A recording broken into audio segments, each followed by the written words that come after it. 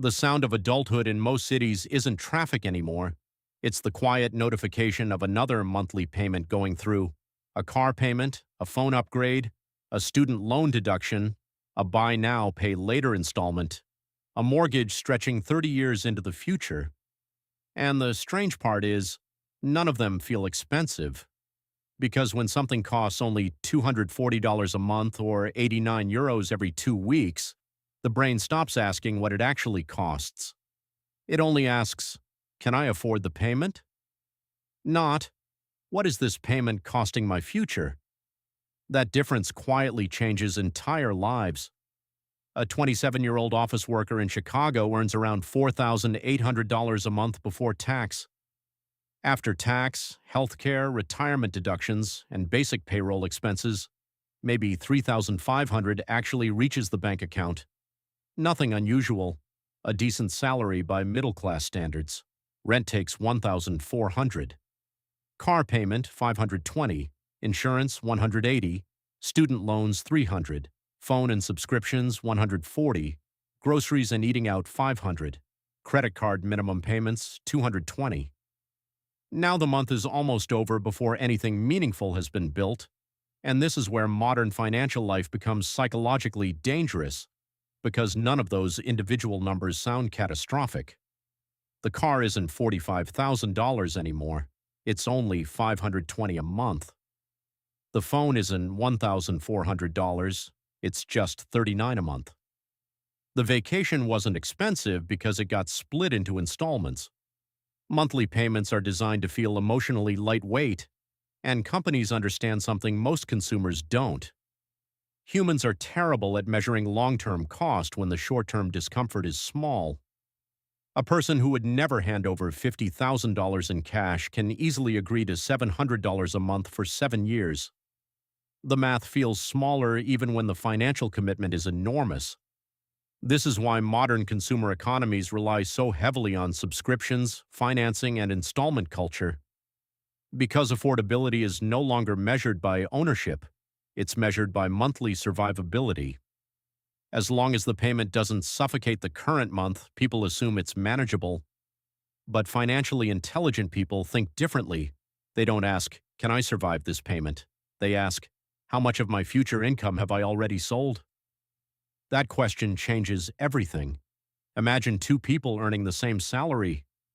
One person earns $4,000 monthly after tax and has $650 car payment, $400 student loan, $300 credit card payments, $150 electronics financing, $90 subscriptions. Before food or housing, over $1,500 is already committed. The second person earns exactly the same amount but avoids most financed lifestyle upgrades. Their car is older, their apartment is smaller, their phone is 3 years old. From the outside, the second person may even appear less successful, but financially they own something far more valuable: flexibility. And flexibility is one of the most underestimated forms of wealth in modern life. Because the person with fewer payments can survive job loss longer, switch careers easier, move cities faster, take business risks, work fewer overtime hours, say no to toxic employers. The heavily financed person often cannot, not because they're irresponsible, but because their future income is already promised away, and this creates a strange psychological trap. The more monthly obligations people carry, the more trapped they feel inside jobs they dislike. But instead of reducing obligations, many increase spending to feel temporarily better. A stressful week leads to another financed purchase: a luxury watch, a newer SUV, a vacation package.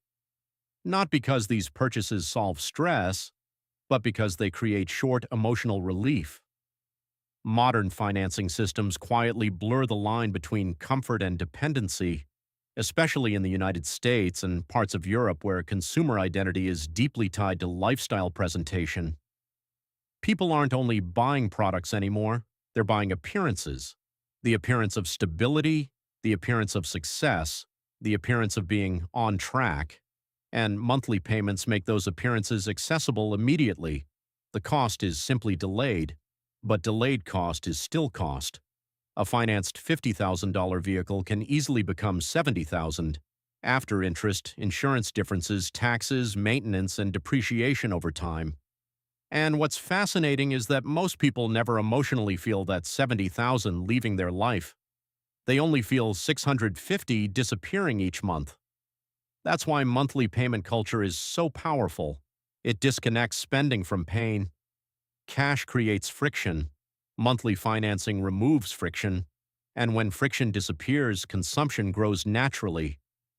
This is also why financially intelligent people often look financially unimpressive in their early years, because they optimize for ownership, not appearance. They understand that every recurring pay meant reduces future freedom. A person making $100,000 a year with extremely high obligations may actually possess less real freedom than someone earning $65,000 with low fixed expenses. Income matters, but obligations matter just as much. Two people can earn identical salaries while living completely different financial realities. One owns their time, the other rents their lifestyle from banks every month. And over decades, this difference compounds quietly. Not through dramatic investing tricks, not through internet hustle culture, just through lower financial pressure. The person with fewer obligations can invest earlier, recover from mistakes faster, handle emergencies calmly, avoid high-interest debt spirals. Meanwhile, the heavily financed lifestyle often creates invisible fragility. Everything works until something interrupts income. A recession, layoffs, health problems, burnout.